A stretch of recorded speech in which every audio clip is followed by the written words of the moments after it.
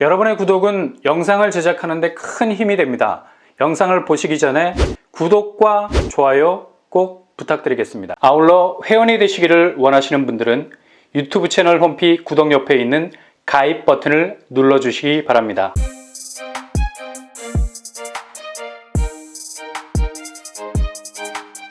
안녕하세요, 뻔뻔한 목도빠입니다. 지금 태영건설 워크아웃 이후에 금융권이 바짝 긴장을 하고 있는 상황인데, 특히 제2금융권 저축은행의 연체율 때문에 골머리를 앓고 있는 상황이라 할 수가 있습니다. 연체 기간이 3개월 이상인 비율이 특히 건설업 7% 이상, 부동산업은 5% 이상이 집계가 되고 있죠. 이걸 1년 전과 비교해봐도 거의 두세 배 정도 차이가 날 정도로 연체율에서 상당 부분 쏠려있는 쏠림 현상을 볼 수가 있는데요.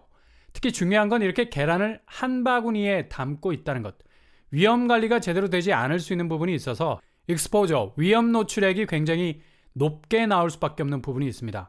특히 한국은행에서 발표한 금융 업권별 연체율을 보면 건설 부동산 부분에서 상당히 그 비율 자체의 수위가 높아지는 걸 볼 수가 있고요.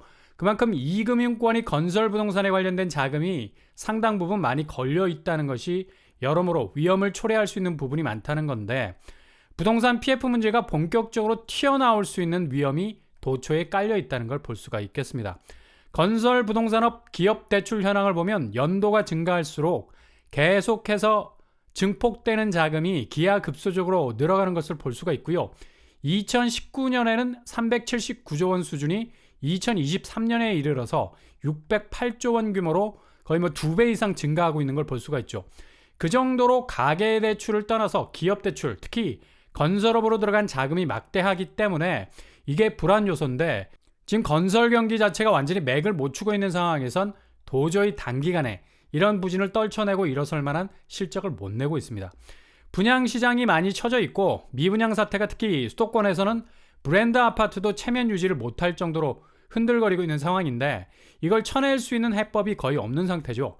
상황이 갈수록 심각해지면 13년 전으로 거꾸로 돌리게 되는 일도 발생할 수 있겠습니다. 바로 2011년 금융위원회가 7곳의 저축은행에 대해서 영업 정지 처분을 내리면서 엄청난 여파가 퍼지기 시작을 했는데, 당시 굉장히 우려스러운 자금난이 발생을 하면서 6개월 동안 저축은행이 발이 묶이는 상황이 발생을 했었습니다. 급기야 영업 정지 조치로 인해서 해당 은행들이 5천만 원 이상 예금자와 후순위 채권 투자자들이 예금 손실을 보는 일까지 벌어졌고요. 이렇게 손실을 본 분들이 이걸 회복하는 데 걸린 시간이 무려 8개월에서 12개월까지 상당히 오랜 시간 동안 자금을 돌려받지 못하는 사건이 터지게 됐죠. 불과 10여 년 전의 일인데도 이런 사태를 기억하는 사람들이 거의 없을 만큼 그냥 뇌리 속에서 세척이 되어버렸는데, 이제 2004년에 들어서면서 이런 악몽이 다시 재현될 가능성이 있다는 것이 상당히 우려스러운 일이 되어버리는 거죠. 그래서 지금 제2금융권 중에 저축은행이 상당 부분 리스크가 높다는 평가를 받고 있는데, 이런 위기를 얼마나 잘 넘어갈 수 있을지 지켜봐야 할 듯하고요. 이렇게 상황이 돌아가다 보니까 금융위원회에서는 부동산 PF 연착륙을 위해서 옥석 가리기에 들어갈 수밖에 없는 거죠. 아무튼 불안 심리를 빠르게 해소를 해야 하는 상황이다 보니까 제일 먼저 자금으로 때려막을 수 있는 대손 충당금을 쌓아야 되는데, 그 비율을 75% 선까지 높여야 할 것으로 말하고 있습니다. 어떻게 해서든 PF 대출 수준까지는 늘려야 한다는 가이드라인을 만들어서 대손 충당금의 적립 기준을 새롭게 할 계획을 세우고 있다는 얘기죠. 일단 이런 움직임들은 대체로 제2금융권 중에 분명히 자금 경색에 빠져서 허우적될 곳들이 나올 수 있다는 전제하에 움직이는 것이기 때문에 리스크 관리 차원에서 움직이는 것으로 보이고요. 지금 집값이 상당 부분 빠지는 형국이 한국은행 입장에서도 가장 불안한 요소가 될 수밖에 없을 겁니다. 일단 집값 하락률이 30% 이상 빠지게 되면 당장에 큰일이 일어나는 건 아니지만, 일단 PF 시장에 상당한 충격을 불러올 수 있는 요인은 분명히 있을 수 있고요. 어찌됐든 간에 중앙은행은 부동산 경착륙을 예상하면서 움직이는 건데, 집값 자체가 컨트롤할 수 있는 범위에서 멀어지게 되면 이건 감당할 수 없는 수준까지 떠밀려갈 수밖에 없고, 특히 집에 대한 담보 가치가 물려있는 곳들은 완전히 아작이 날 수 있는 위험성이 있다는 걸 분명히 인지를 하고 있는 거죠. 그러니 지금 집값 추세가 가장 조마조마한 부분이 될 수 있을 겁니다. 이창용 총재도 얼마 전 실리콘밸리 은행 등 은행 파산 사태가 벌어지면 예금 인출 속도가 미국보다 한국이 100배는 빠를 것이라는 이 뱅크런에 대한 우려를 나타냈었습니다. 그만큼 한국 젊은 층이 디지털 뱅킹에 훨씬 더 빠르게 대응을 할 수 있는 능력이 있기 때문이죠. 그만큼 상당 부분 금융위기에 대한 우려가 굉장히 중앙은행으로서도 크다는 것을 간접적으로 표현한 말이죠. 이렇게 중앙은행도 지금 한국의 건설사와 금융권의 위기가 예사롭지 않게 보고 있다는 얘기인데요. 이런 분위기를 그대로 담고 있는 실거래 현장, 서울 아파트는 다시 기록 경신을 하고 있습니다. 일단 강남 아파트들이 최근에 크게 움직이고 있죠. 일원동 우성 7차 고점 23억 대비 14억 5천에 거래가 됐고요. 거의 뭐 최고가 대비 9억 정도 하락 추세 보이고 있습니다. 게다가 타워 팰리스 강남 부촌의 상징이라 할 수 있는 곳 다시 기록 경신을 하는 중에 있죠. 최고가 36억, 거래가는 30억. 여기는 뭐 집값이 떨어져도 뭐 떨어진 것 같은 느낌도 안 들죠. 그 정도로 낙폭이 커져도 워낙 엄청나게 올랐던 데라 그래도 6억 이상 하락하고 있는 추세입니다. 강남이 아마도 상반기 집값 하락의 진앙지가 될 것은 불을 보듯 뻔해 보이고요. 이런 분위기는 서울 비강남권을 넘어서서 경기도 전역으로 급속도로 확대가 될 전망입니다. 경기도 중에는 북부에 위치한 옥정 신도시, 여기 뭐 한때는 상당한 곽강을 받았었는데 지금 엄청나게 집값이 떨어지고 있어요. 고점대가 그리 높지 않아서 2억 정도 떨어지면 뭐 거의 절반 정도가 날아가는 충격을 주고 있죠. 특히 옥정 센트럴 프루지오는 5억의 집을 샀어도 지금 1월에 나온 거래가가 2억 5천 하고 있습니다. 그것도 프루지오라는 브랜드를 단 곳인데 이렇게 처참하게 집값이 나락으로 가고 있네요. 거의 반토막 수준으로 날아간 건데 집주인 입장에선 거의 뭐 멘탈 붕괴에 빠질 수밖에 없는 거죠.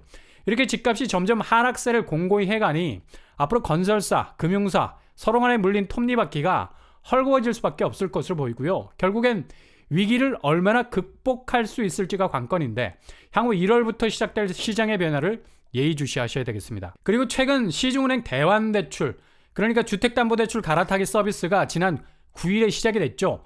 워낙에 기준금리 자체가 요지부동 움직일 생각을 안 하니까 1월에도 한국은행은 3.5% 금리를 그대로 안고 간다고 발표를 했고, 문제는 시중은행이 얼마나 주담대 금리를 공격적으로 계속 내릴 수 있느냐인데 이것도 뭐 어찌 보면 한시적인 움직임이라 시중은행이 작년에 고금리를 그대로 반영한 이 주담대 금리는 어느 정도 유연성을 가지고 소폭 조정에 나설 수 있으나 장기적으로 볼 때는 뭐 올해 2024년도 역시도 만만치 않은 금리 충격이 상반기 내에서는 그대로 유지가 될 가능성이 높겠습니다.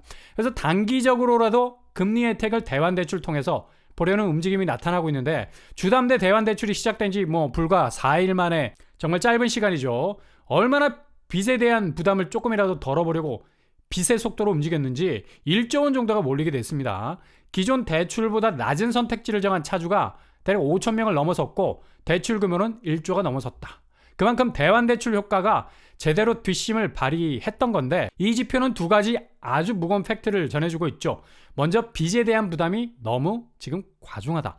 하루하루 숨쉬기가 버거울 정도로 시중은행 주담대가 내려간다는 말은 있지만 실제로 몸으로 체감이 될 만큼 대폭 내려가질 못하고 있는 상황이니 대환대출 통해서 조금이라도 빚 무게를 덜어보려는 사람들이 급증하고 있다는 얘기죠. 대환대출을 통해서 아래로 깎을 수 있는 금리 인하폭은 대략 1.5% 정도 수준. 미미해 보이지만 1년간 330만 원 정도 세이브할 수 있는 효과는 있습니다. 그래서 단 4일 만에 이렇게 많은 사람들이 몰린 것으로 보이고요. 두 번째로 5천 명이 1조 원에 달하는 대출 규모가 물려있다는 사실, 정말 뭐 어마무시하죠.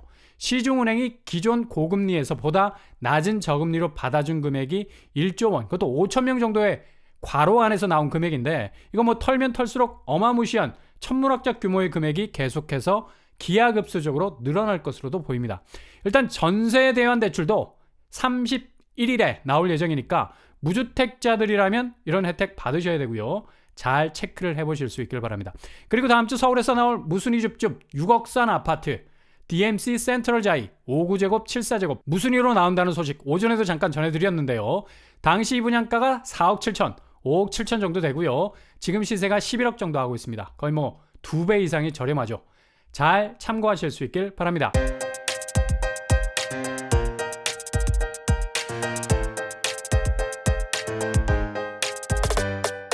오늘의 부동산 캐릭터처, 지금 건설사, 금융사 여러모로 위기상황 속에 있습니다.